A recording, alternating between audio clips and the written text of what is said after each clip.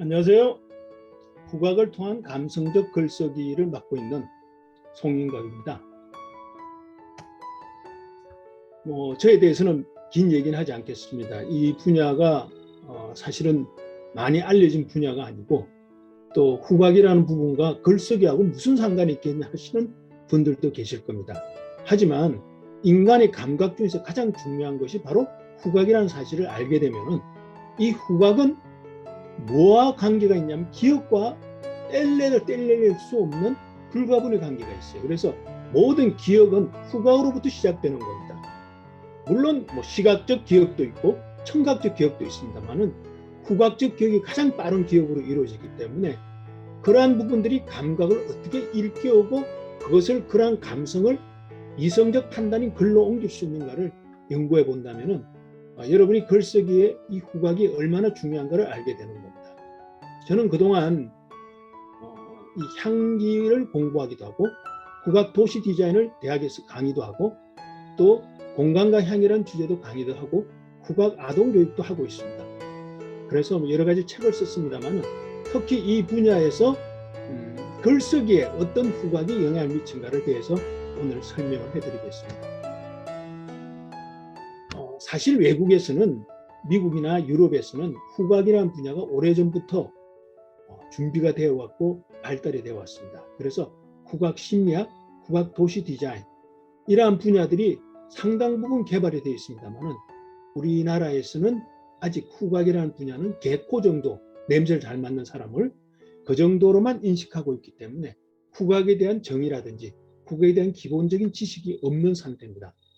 저는 이러한 부분들을 오랫동안 연구하면서 우리나라에서도 이 후각적 이론과 기본이 정립된다면 미래의 여러 가지 AI라든지 또 가상현실에 있을 때 냄새가 미치는 영향이 얼마나 큰지를 알게 된다면 이런 후각적인 앞으로 교육과 또 시스템 도입이 필요하다고 생각합니다. 한 가지만 말씀을 드리겠습니다. 냄새는 경험하기 전에는 빈 석판과 같다고 했습니다. 냄새는 맡지 않는 이상은 그 냄새에 대해서 알 수가 없습니다.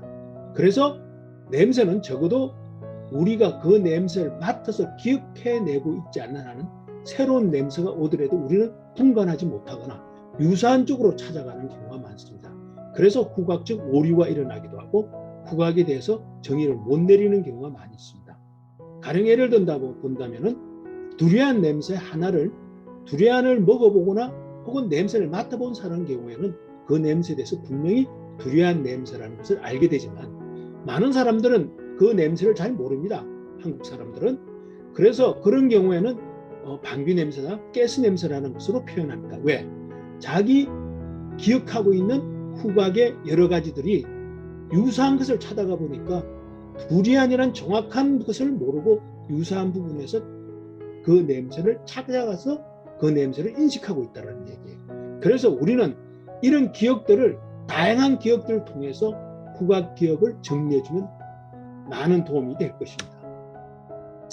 후각이 왜 중요한가를 오늘 설명을 잠깐 하자면 시각이나 청각이나 미각이나触각은 시상을 통해서 편도체로 전달됩니다. 시간도 걸릴 뿐더러 시상을 통해서 편도체로 가기 때문에 항상 걸려서 갑니다. 그러나 후각은 그러한 시상을 거치지 않고 바로 편도체로 가서 기억의 중요한 부분을 차지하고 있다는 사실입니다. 그래서 냄새는 기억 부분에 있어서 중요한 부분으로서 어떤 냄새를 맡으면 그것을 생각하기 전에 바로 기억이 떠오른다는 얘기예요. 장미 냄새를 맡을 경우에는 장미 향에서 느껴지는 가장 자기 기억 중에서 아버지가 자기 대학 졸업할 때 주신 장미 한 다발의 냄새를 기억하고 있을 수도 있고 또 어떤 사람들은 하얀 장미 냄새를 맡고 아버지가 돌아가실 때 임종하고 난데 그 장례식장에 난 냄새를 기억할 수도 있는 겁니다. 다시 말한다면 냄새는 우리의 기억을 끄집어내기도 하고 그 끄집어낸 기억들을 조각조각 분리해서 시간적인 흐름을 주기도 한다는 얘기입니다. 후각 기억을 말씀을 드린 이유는 후각에 있어서 가장 중요한 것이 후각 기억입니다. 후각 기억을 두 가지로 나눌 수 있는데 여러분 잘 아시는 마르셀 프루스트 잃어버린 시간을 찾았을 때 썼던 소설가 마르셀 프루스트의 소설에서 나오는 것은 바로 무의식적인 후각 기억입니다. 주인공 마르셀이 홍차에 찍어 먹는 과자 하나에 과거의 기억들을 끄집어냅니다. 또 헨리 애덤스는 유명한 사람이죠. 에듀케이션은 자기 책에서 서술하였던 60년 전에 자기가 기억했던 의식적인 기억했던 그 냄새들을 60년이 지난 뒤에도 잊어버리지 않고 의식적으로 기억했던 것은 낱낱이 풀어낸다는 얘기입니다. 이 두 사람의 얘기는 오늘은 뭐 후각 기억에 관한 시간이 아니기 때문에 많은 말씀을 들을 수 없고 제일 뒤에 어떤 이들의 글을 가지고 표현해 주는 것들은 다시 설명하도록 하겠습니다. 그래서 후각은 시각화가 될 수 있고요. 그래서 냄새 언어로 표현할 수도 있고요. 혹은 후각 이미지를 시각화시킬 수 있기 때문에 자, A라는 사람이 가령 터키의 이스탄불을 여행하고 들어왔습니다.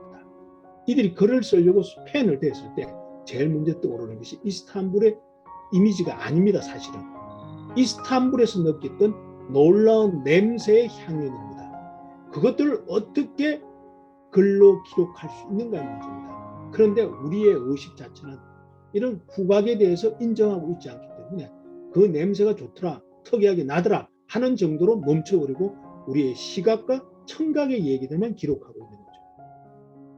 시간의 냄새, 다시 말한다면 마들렌 과자를 홍차에 찍어 먹던 그 하나로 인해서 과거의 기억들을 끄집어옵니다. 이 시간은 냄새를 통해서 시공간을 초월해서 느껴질 수 있다는 것이죠. 시각은 보여지는 것이죠. 눈에 보이는 것이 바로 보지만은 이 냄새는 과거와 현재와 미래를 넘나들고 있는 것이 바로 후각입니다.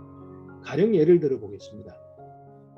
어떤 탄 냄새가 났다라고 한다면 우리의 냄새에 대한 기억을 더듬었을 때 바로 어디선가 불이 나고 있다는 사실을 인식합니다. 그렇다면 과거의 현재의 냄새로 미래에 일어날 일들을 예측할 수 있는 것이 바로 후각입니다. 그래서 후각은 잘 여러분들이 공부를 하시게 되면 시각과 청각을 이끌어갈 수 있는 놀라운 천병으로서 감각을 통합시키고 분리시키고 감각을 이끌어갈 수 있는 놀라운 일들을 해낼 수 있다는 것입니다. 자, 그러면 우리가 후각의 지리적 요소를 통한 도시의 맵을 얘기해 보고자 합니다. 우리가 지금 살고 있는 게 도시이기 때문에 도시의 얘기들을 한번 냄새로 풀어보겠습니다. 세필드라고 영국의 세필드의 얘기인데요.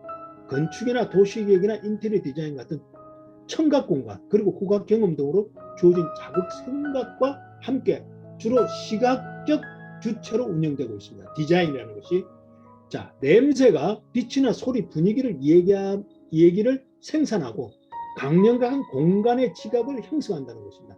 냄새를 통해서 이 지역은 시장이구나. 이 지역은 쓰레기 매립장이구나 하는 것은 우리는 보지 않고도 그 냄새를 통해서 지역의 특성도 이용하고 공간의 여러 가지 소리와 빛까지도 다 이끌어갈 수 있다는 얘기입니다. 하나의 냄새를 통해서 스토리를 만들어갈 수 있습니다. 여기는 핸디슨 릴리스 팩토리입니다. 자, 여기 보실 때는 굉장히 지저분해 보이는 겁니다. 그런데 마치 이곳이 버려진 공간처럼 보이지만 사실은 이곳에 들어가면 매우 깨끗한 겁니다. 이것이 우리가 보는 시각적 문제에 놓여져 있는 겁니다. 만약에 이곳에 서서 냄새를 맡게 된다면 청결한 곳은 청결한 냄새가 나게 돼 있죠. 그런데 우리의 시각은 호도를 합니다. 밖이 어떠냐에 따라서 우리는 그곳이 깨끗한 곳이냐 혹은 좋은 곳이냐를 생각하지 우리가 이런 건물을 보고 우리가 느끼는 건 뭡니까? 노숙자나 자는 곳이고 폐공장 같은 느낌을 가질 수 있다는 겁니다. 이것은 우리가 가지고 있는 선입견이나 편견일 수 있습니다. 자, 우리가 이런 경우는 특정 공간 지하도나 이런 데 보면은 뒷골목이 뒤쪽 공간이 있습니다. 사람들이 다니지 않고 내버진 공간이 있는데 사람들은 이러한 공간에서의 나는 냄새를 기록하거나 생각지 않습니다. 그래서 이런 공간에 나는 냄새가 얼마나 중요한가. 이 냄새가 우리의 삶에서 인식에 영향을 미칠 수 있는데도 불구하고 우리는 그것을 애써 외면하고 있다는 사실입니다. 이 외면하고 산다는 것은 두 가지의 문제를 유발하는데 하나는 삶에 대해서 부정적인 시각으로 냄새를 맡고 있거나 또 하나는 우리가 생각하는 것이 내 삶에 별로 영향을 미치지 않는다고 생각하는 것이 바로 후각이라는 것입니다. 자, 냄새가 걸어오고 있죠. 사실은 당신의 냄새가 걸어온다는 거예요. 사람들 우리는 지하철에서도 만나고 버스에서도 만나고 또 특별한 영화관에서도 만나고 시장이나 백화점, 마트나 이런 데서 사람을 만납니다. 그런데 우리는 그냥 사람을 만난다고 생각하지 그 사람의 냄새가 내게로 몰려온다고 생각하지는 않습니다. 사람마다 다 다른 냄새가 나고요. 그 공간의 장소마다 다 다른 냄새가 난다는 거죠. 야채 가게인 야채 냄새가 나고 생선 가게는 생선 냄새가 난다는 사실이에요. 그래서 우리는 그러한 냄새들과 같이 산책하면서 그 냄새에 대해서 익히게 되고 이해하게 된다면 그곳에 있는 여러 가지 상황들을 우리 기억 속에 어떻게 집어넣을 수 있고 그것을 표현할 수 있는가를 알게 됩니다. 피시마켓입니다. 생선가게죠. 그런데 재밌는 게요. 사람들은 물고기 냄새를 좋아하지 않습니다. 그런데 실제로는 그 냄새를 즐깁니다. 왜? 우리는 물고기 냄새라고는 비린내라는 것이 우리 머릿속에 각인되어 있습니다. 그런데 모든 생선에서 비린내가 나는 건 아니에요. 여러분은 비린내를 좋아하십니까? 생선가게를 좋아하면 다 싫다고 그러지만 사실은 우리는 그곳에서 삶을 느끼고 그곳에서의 환경을 느끼고 있는 겁니다.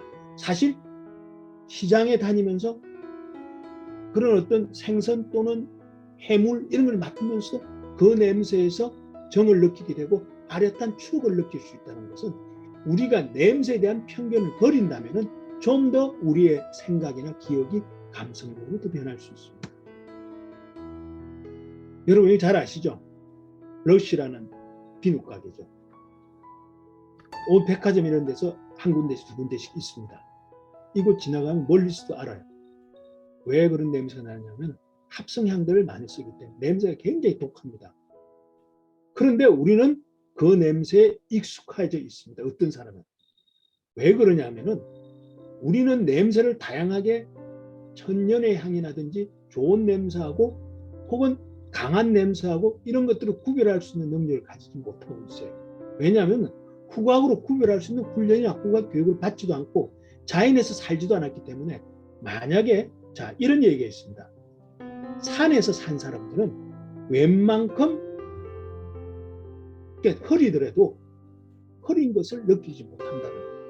산에 사는 사람들은 흐린 것을 느낄 수 있다는 거죠. 왜냐하면 산은 공기 흐름을 알고 있기 때문에 산에 사는 사람들은 날씨가 조금 흐려도 흐리다는 것을 빨리 알 수 있고 바닷가에 산 사람들은 웬만큼 짜도 짠 냄새를 맡지 못합니다.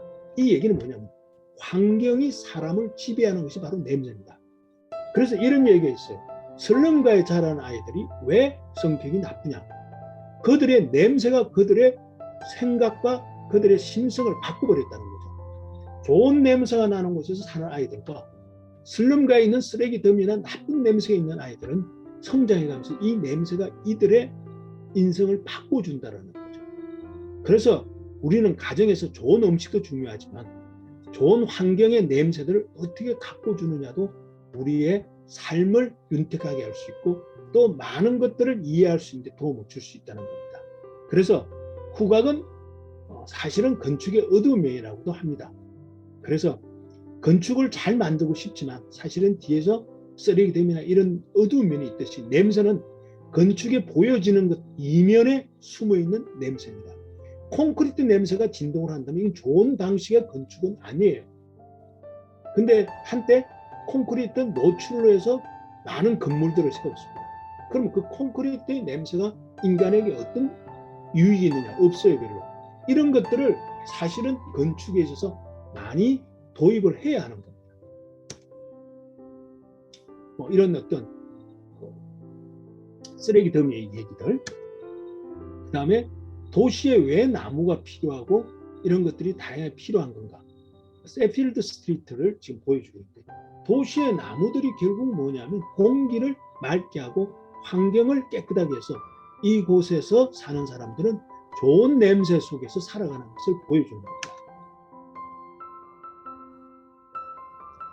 이런 후각적 지리적 형성이나 유동적 패턴, 냄새를 규제하는 이런 것들은 차후에 좀 더 보기로 하고요.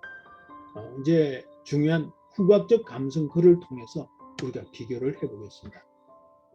헨리 애덤스는 미국의 2명의 대통령을 할아버지하고 정조 할아버지가 대통령이었습니다. 그 손주로서 할아버지 밑에서 성장해 가면서 헨리 애덤스는 퀸스라는 지방에서 사냐를 돌아다니며 자연과 버텼던 사람입니다. 그 교육이란 에듀케이션이라는 글 중에서 하나를 제가 뽑아왔습니다. 이것이 바로 의식적인 후각이라는 부분에서 보시면 될 겁니다. 소년들은 야생동물처럼 풍부한 감각에 보물을 지녔으며 특히 뉴잉글랜드의 소년은 온화한 기후에 사는 소년보다 더 감성적이었다. 그는 자신의 본능을 진지하게 느꼈다. 소년 헨리의 여름은 그를 취하게 만들었다. 감각 중에서도 후각은 제일 강하게 다가온다. 자, 이 글을 쓸 때 헨리 애덤스는 이미 70이 넘은 나이에 60년 전 얘기, 소년 시절의 얘기를 쓴 겁니다. 그런데 강렬한 여름날 하우의 뜨거운 소나무 숲과 달콤한 고사리 냄새, 갓뱅 근초, 쟁기질한 돼지, 상자, 울타리, 상자로 만든 울타리와 복숭아, 라일락, 고강나무의 관목, 마구간, 흙간, 암소마당 늪지대에 있는 바닷물과 썰물의 냄새는 무엇이든 마다하지 않았다라고 합니다. 자, 이 소녀는 헨리 애덤스의 소년 시절에서는 모든 자기가 맡고 있는 자연의 냄새를 하나씩 맡으면서 분리하고 기억하고 나누는 의식적인 훈련을 해왔습니다. 자, 후각 뒤에는 반드시 따라오는 것이 있습니다. 미각입니다. 제가 이 얘기를 해드리는 이유는 미각의 80-90% 이상은 후각입니다. 우리는 절대 미각이라고 얘기하는데 사실은 절대 미각자가 절대 후각자입니다. 혀가 느낄 수 있는 것은 달고 짜고 시고 쓰고 우마미라는 조미료만 느낄 수 있는 이것이 중심이 되어 있고요. 그 다음에 부드럽다, 뜨겁다, 차다, 매끄럽다 하는 정도의 그 음식의 표면과 이것을 느끼는 거지. 나머지에는 혀 속에 있는 5,000개의 볼기가 그 맛을 때려서 비강세포를 통해서 코를 통해서 대뇌로 전달시킵니다. 그래서 우리는 카레라이스를 먹으면서 카레라고 느껴지는 것이 바로 코지, 다시 말해서 이 후각이지 미각이 아니라는 얘기예요. 그래서 감기에 걸리거나 코가 막히면 아무 맛도 못 느끼다는 게 바로 그런 점입니다. 그래서 후각 뒤에는 반드시 미각은 후각을 떼낼 수도 없어요. 미각이 어쩌면 전부가 후각적 감각이라고 보시면 됩니다. 아이들은 페니로얄과 창포에서부터 피그너 껍질과 철자 교본에 이르까지 그들은 보거나 만진 모든 것의 맛을 알고 있었다. 자, 의식적 후각 기억을 기록하고 있는 겁니다. 자, A-B, A-B, 맛이 이것은 뭐냐면 철자 교본의 맛입니다. 쇠 맛이죠. 갑자기 60년 지난 소년의 혀에서 되살아났다. 감각적인 즐거움으로서의 빛과 선 그리고 색은 느껴왔다. 자, 재밌죠? 후각이 먼저 오고 그 다음 미각이 오고 그 다음에 빛과 선, 색은 시각은 느껴왔다는 것이죠. 나머지는 잠잠했다. 뉴잉글랜드의 빛은 눈부시며 그 빛은 대기를 거칠게 채색하였다. 이 헨리 애덤스의 에듀케이션 중에서 퀸시라는 마을에서 썼던 그 얘기들을 자기가 경험했던 얘기들 글로 옮긴 얘기입니다. 우린 이곳에서 헨리 애덤스가 하고 있는 의식적 후각 기억들을 어떻게 표현하고 있는가를 보여주고 그러한 것들이 그 자신의 삶에서 얼마나 큰 도움이 됐는가를 보여줍니다. 마르셀 프루스트의 잃어버린 시간을 찾아서는 한번 보겠습니다. 어머니는 과자를 가지러 보냈다. 가리비의 호민한 조과와 비 속에 흘려넣어 구운 듯한 잘고도 통통한 프리티 마들렌이고 하는 과자였다. 그리고 이윽고 우중충한 오늘 하루와 엄선한 내일의 예측에 풀주고 나는 마들렌의 한 조각이 부드럽게 되어가고 있는 차를 한 숟가락 기계적으로 입술로 가져갔다. 그런데 과자 부스러기가 섞여 있는 한 모금의 차가 입 천장에 닿는 순간 나는 쏘스라쳤다. 갑자기 추억이 떠올랐다. 이것은 의식적으로 기억하는 것이 아니라 그 무의식 중에 기억을 가지고 있던 것들이 이것이 자동적으로 이 냄새를 통해서 맛과 향을 통해서 과거의 기억으로 링크를 시켜주는 겁니다. 자, 여기까지만 제가 잠깐 읽어드렸지만 여기서 뭐냐면 치매의 치료나 또는 진단이나 치료가 이런 링크가 잘 되면은 치료된다는 사실이에요. 사실상 실제로 영국의 한 할머니가 치매 환자였는데 라벤더 차를 마시고 이 라벤더 차가 과거에 자기 어릴 때 아름다운 기억들 속으로 링크가 되어가지고 이 사람의 기억을 끄집어 옵니다. 그런 치매가 치료됐던 실제 얘기가 있습니다.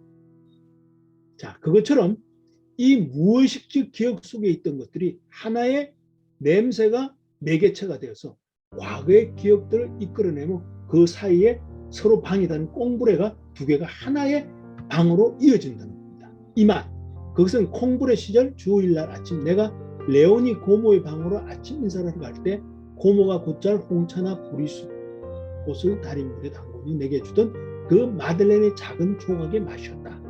이 작은 마들렌 조각 맛이 바로 이것을 끄집어내 주는 겁니다.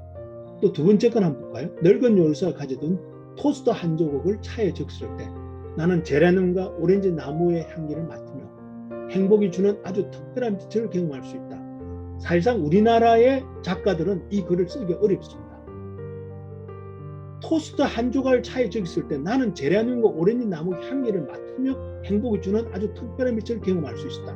이 글은 이 글을 읽음으로써 그 장면이 바로 보여요. 후각의 시각화가 이루어지고 있는 겁니다. 그러니 우리가 후각에 대해서 좀 더 공부하고 이것을 잘 개발할 수 있다면 후각을 시각화시킬 수 있고 시각을 후각화시킬 수 있어서 감성을 이끌어갈 수 있는 다양한 기억 속의 얘기들을 글로 옮겨줄 수 있습니다. 적어도 후각은 리얼리티하거든요. 다른 것에 비해서 리얼리티합니다. 타는 탄내. 자, 예를 들어 보겠습니다.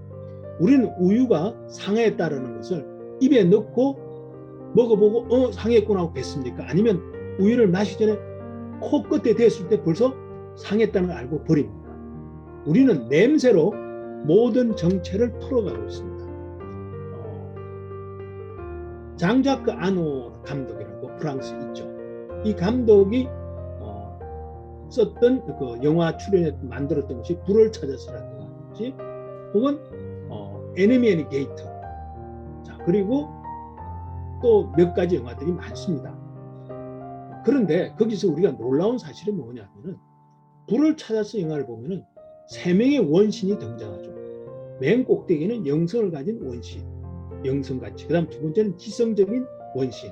마지막에 땅 밑에 있는 사람은 바로 컹컹대며 서 있는 원신이었습니다. 철저히 감성적 원신이에요. 이 감성적 원신의 표현 방법이 후각입니다. 원신들은 냄새를 맡고 이 음식을 먹어야 할지 먹지 말아야 할지 적이 오는지 악운인지 다 구별했다는 거예요. 그만큼 우리 인간에게 후각적인 요소는 엄청나게 컸지만 인간이 세상이 발달하고 또 문명이 발전함으로써 우리의 후각은 점점 퇴화되어 버린 거예요. 사실은 퇴화라기보다는 감춰진 데 불과합니다. 이제 끄집어내셔야 돼요. 자, 여기서 나오죠. 갑자기 그 여름을 기억할 수 있다고 하죠. 그 여름이 시각적이잖아요. 공간이잖아요.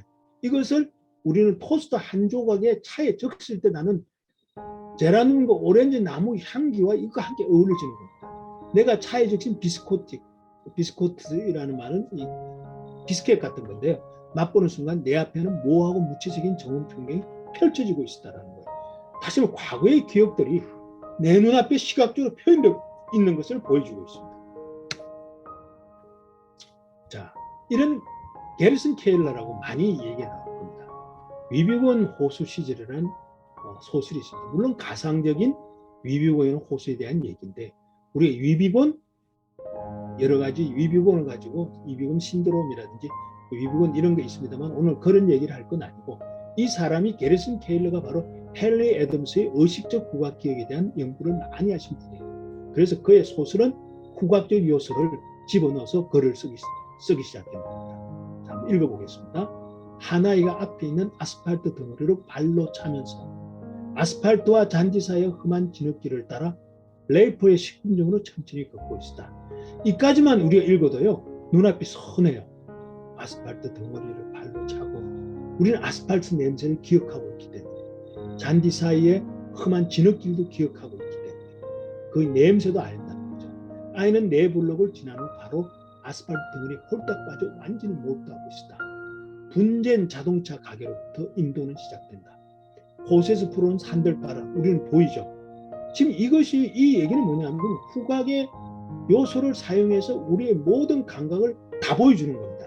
진흙과 썩고 있는 나무, 희미한 생선 비린내를 가져와 오래된 윤활유, 가솔린과 함께 새로운 타이어, 봄먼지 그리고 길을 건넜던 채트박스 카페의 뜨거운 참치 요리에서 나는 희미하고 달콤한 방향유의 냄새가 뒤섞는다.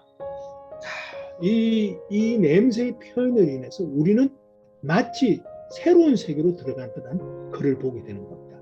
여러분들도 바로 이런 후각을 활용해서 시각과 청각을 이끌어낼 수만 있다면 여러분이 여행했던 곳들, 여러분이 생각했던 것들을 우리는 적나라하게 썰어낼 수도 있습니다. 물론 후각은 리얼리티가 꼭 필요하죠. 마지막 제 글입니다. 제가 쓴 글을 한번 읽어보겠습니다. 아침에 만난 곳은 향기를 드러냅니다. 그것은 하나의 무리로 모여 떠도는 것이 아니라 제각기 바람이 멈춘 곳으로 퍼져갑니다. 촉촉한 공기와 따스한 햇볕은 향기를 서로 비비게 하여 바람에 실어보냅니다. 후두둑 한낮에 내리는 소나기는 꽃을 적시고 잎과 줄기 뿌리를 이 도시 곳곳의 빈 땅에서 자라게 합니다. 그리고 꽃은 나무의 향기와 함께 바람이 머문 곳에서 누군가를 기다리고 있답니다.